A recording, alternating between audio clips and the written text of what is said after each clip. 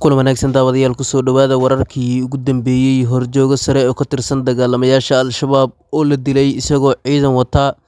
Halkee lagu dilay, sidee loo dilay, maxayse ahayd ama goobta ahayd goobta uu marayay, waan idiin soo gudbin doonaa. Waxaan sidoo kale idiin soo gudbin doonaa wararkii ugu dambeeyay dowladda Soomaaliya oo si rasmi ah kaga hadashay arrintaas ayaan soo qaadan doonaa, iyo sidoo kale siyaasiyiinta mucaaradka oo ku walaacsan arrin ay ku hoolan tahay dowladda federaalka ah ee Soomaaliya. Ka horse muuqaalka like saar oo subscribe bartan ku soo bir si aad u hesho wararkii iyo macluumaadkii ugu dambeeyay. Aan ku bilowo howlgal dhabagal ah oo ay fuliyeen xubno ka tirsan macawisleyda gobolka Hiiraan ayaa waxaa lagu dilay maanta Nuur Cabdi Rooble oo loo yaqaan jiray Nuunuule. Ninkan ayaa waxa uu ahaa madaxii ugu sareysay jabhadda ka howlgasha gobolada Hiiraan, Shabeellada Dhexe, Mudug iyo Galgaduud. Si gaar ah Nuunuule wuxuu hogaaminayay waayihii dambe dagaaladii ay kooxdu ka waday Hiiraan iyo Shabeellada Dhexe. Marka la dilayay ninkan ayaa waxa uu watay sida la sheegay gaari ciidan, wuxuuna marayay deegaan lagu magacaabo Garas Magan oo u dhexeeya deegaanada kale ah Tawakal iyo Ceel Hareeri ee gobolka Hiiraan. Waxaana waqtigaas la socday Nuunuule oo la dilay horjoogihii ugu sareeyay gaadiidka jabhadda kooxda oo lagu magacaabi jiray Abu Anas iyo horjoogo kale oo lagu magacaabi jiray Maxamed Axmed oo loo yaqaano Xerow. Waxaana sidoo kale la sheegayaa in horjoogayaashan ka tirsan dagaalamayaasha Al-Shabaab oo ay maanta dileen xubnaha macawisleyda gobolka Hiiraan ay yihiin qaar ka mid ah kuwii ugu sarsareeyay ee kooxda. Macawisleyda gobolka Hiiraan ayaa howlgalkan si gaar ah u fuliyay iyaga oo aan cidna garab ku siin dowladda iyo sidoo kale taageerayaasha beesha caalamka oo diyaaradaha drone-ska duqeymo kala duwan ay ka fuliyaan qaybo ka mid ah gobolada dalka.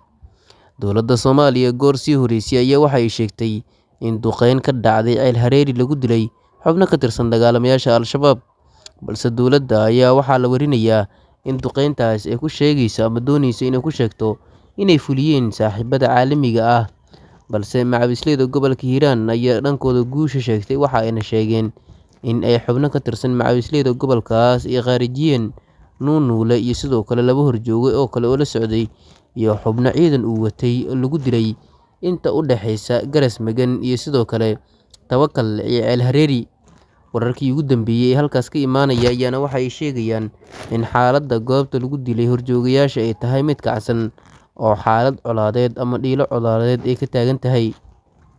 Macawisleyda gobolka Hiiraan ayaa maalmihii ugu dambeeyay waday guluf colaadeed oo ka dhan ah dagaalamayaasha Al-Shabaab. Ceel Hareerina waxa ay ka mid ahayd beelaha sida weyn ay kaga dhacayeen weerarada kala duwan oo sida gaar ah u fulinayeen macawisleyda gobolka Hiiraan. Dagaal xooggan oo la isku riiqmay ayaa maalmo ka hor waxa uu ka dhacay Ceel Hareeri iyo Aadan Yabaal inta u dhaxaysa. Dagaalkaas ayaana waxaa ka dhashay khasaare kala duwan oo dhimasho iyo dhaawac ah. Macawisleyda gobolka Hiiraan oo goor sii horeysa la sii sheegay inay Ceel Hareeri ka baxeen ayaa ugu dambeyntii beeniyay, waxayna carabka ku dhifteen inay ku sugan yihiin aagga hore ee Ceel Hareeri. Markaana macawisleyda gobolka Hiiraan wararkooda haddii aan intaasi kaga gudubnana, xubnaha siyaasiyiinta mucaaradka ah waxa ay sidoo kale hadda cabsi weyn ka muujinayaan arrin ay ku xoogan tahay ama sidoo kale ku fogan tahay dowladda federaalka ah ee Soomaaliya. Dowladda Soomaaliya waxay qorsheynaysaa in siyaasiyiinta mucaaradka ah inay damin u dhigto oo ay kala dhantaasho, iyadoona madaxweyne Xasan Sheekh Maxamuud marba marka ka dambeysa uu kala dhantaalayo siyaasiyiinta mucaaradka ah. Xasan Maxamed Xuseen Mungaab wuxuu ka tirsanaa siyaasiyiinta mucaaradka gaar ahaan xisbiga Himilo Qaran, haddase waxa uu si rasmi ah u noqday gudoomiyaha gobolka, taas oo dhantaalad ku noqonaysa. Sidoo kale siyaasiyiinta mucaaradka waxay walaac ka muujinayaan amaro kala duwan oo dowladdu la filayo inay soo saarto. Amaradaas oo ah in ay ciidamo aysan iyo hub aysan ku dhex wadan karin magaalada Muqdisho, taas oo iyaduna caqabada hor leh ku noqon karta. Waxaa sidoo kale lasoo warinayaa in mar kasta siyaasiyiinta mucaaradka ah cabsida ay ka muujinayaan dowladda madaxweyne Xasan Sheekh Maxamuud ay isa soo tarayso. Arrinta kale oo la yaabka leh oo siyaasiyiinta mucaaradku muujinayaan ayaa waxa ay tahay in siyaasiyiinta mucaaradka ciidamada ay wataan ee dowladda federaalk Soomaaliya ka tirsan hubka dhagis lagu sameynayo sida la qorsheynayo, haddii ay noqon lahaayeen booliis, military, nabad sugid iyo sidoo kale qaybaha kala duwan ee ciidanka.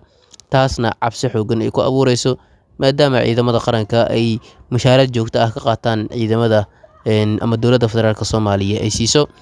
Arinta kale oo ay siyaasiyiinta mucaaradka ka walaac qabaan waxay tahay doorashooyinka qof iyo codka uu ku adkeysanaya madaxweyne xasan sheekh maxamuud, iyadoona hadda qaybo ka mid ah gobollada dalka laga bilaabayo ololaha diiwaangelinta dadweynaha, taas oo iyadana cabsi kale oo xoog leh muujinayso. Siyaasiyiinta mucaaradka ugu horeeya Shariif Sheekh Axmed, Xasan Cali Kheyre iyo sidoo kale siyaasiyiinta kale Cabdiraxmaan Cabdishakuur uu ka mid yahay, Saacid, Rooble, Cumar Cabdirashiid iyo golaha shacabka xildhibaan siyaasiyiin soo maray oo guddoomiyaal ah, iyaguna cabsi xooggan ayay muujinayaan. Si kastaba ha ahaatee, siyaasiyiinta mucaaradka waxay qorshahoodu yahay in ay isku duubmaan oo ay ka soo horjeestaan dowladda madaxweyne xasan sheekh maxamuud. Xasan sheekhna waxa uu doonayaa inuu ka adkaado siyaasiyiintaas, uu kaga adkaado iyada oo dagaal ahayn, xeelad farsamona uu kaga adkaado. Siyaasiyiinta mucaaradka ah maalmihii ugu dambeeyay kulamo kala duwan ayay ku qaadanayeen magaalada Muqdisho. Kulamadoodana waxay ahaayeen kuwo runtii ay ka soo saareen qodobo xasaasi ah, iyadoona shirkii mucaaradka dhowaan lasoo gebagabeeyey. Khudbadaha ay ka jeedinayeen siyaasiyiinta si weyn ay u eedeeyeen ama ciidan culus ugu jeediyeen madaxweyne xasan sheekh maxamuud.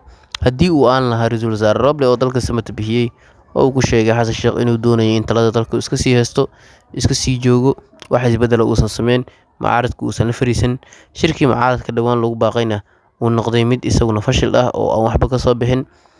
Mucaaradka ayaana ka biyo diidan shirka uu ku dhawaaqay madaxweyne xasan sheekh maxamuud in dhowaan la filayo in magaalada Muqdisho uu ka dhaco isbuuca soo aadan, taasna ay keentay cabsi kale oo hor leh. Runtii si walbaba ha ahaatee, dowladda federaalk ah ee Soomaaliya waxay ku adkeysanaysaa in dalka ay ka qabato doorasho qof iyo cod ah. Siyaasiyiinta mucaaradkana waa ay diidan yihiin. Marka laga soo tago cabsida siyaasiyiinta heesa, madaxweyne xasan sheekh maxamuud dhankiisa waxaa culays kaga imaanaya beesha caalamka, iyadoona marba marka ka dambeysa u yeerayaan xubnaha beesha caalamka ah ee Soomaaliya ku sugan, oo uu xalano ugu tagayo markasta uu ku booqanayo si uu kaga hadlo xaaladda guud ee dalka. Beesha caalamka waxay doonaysaa in dalka ay ka dhacdo doorasho heshiis lagu wada yahay, dowladda federaalk ah ee Soomaaliya iyo sidoo kale in siyaasiyiinta mucaaradka heshiis ay ku wada yihiin. Taasina ay tahay waxa kaliya ee dalka samata bixin kara iyo waxa kaliya ee dalka lagu samata bixin karo. Si kastaba ha ahaatee, madaxweyne xasan sheekh maxamuud culeysyada haysta waa kuwa isdaba joog ah. Beesha caalamka iyo dowladaha kale ee caalamka Soomaaliya taageera ayay kaga imaanayaan. Dowladda Soomaaliya muddaxileedkeedu 10 bil wax ka yar ayaa kaga harsan, iyadoona madaxweyne xasan sheekh maxamuud markii la gaaro 6 bil ee ugu dambeysa laga filayo in uu go'aamiyo doorashada dalka ka dhaceysa nooca ay tahay qof iyo cod in lagu heshiiyo. Haddii lagu heshiin waayana la aado teendhada Afisiyoni oo markastaba lagu soo doorto madaxda dowladda federaalk ah ee Soomaaliya. Waad ku mahadsan tahay daawashada muuqaalkan. Like sar oo subscribe bartan ku sabir si aad u hesho wararkii iyo macluumaadkii ugu dambeeyay. Mahadsanidin. Soo dhawaada ayaan idin leenahay markasta taageeranimadii.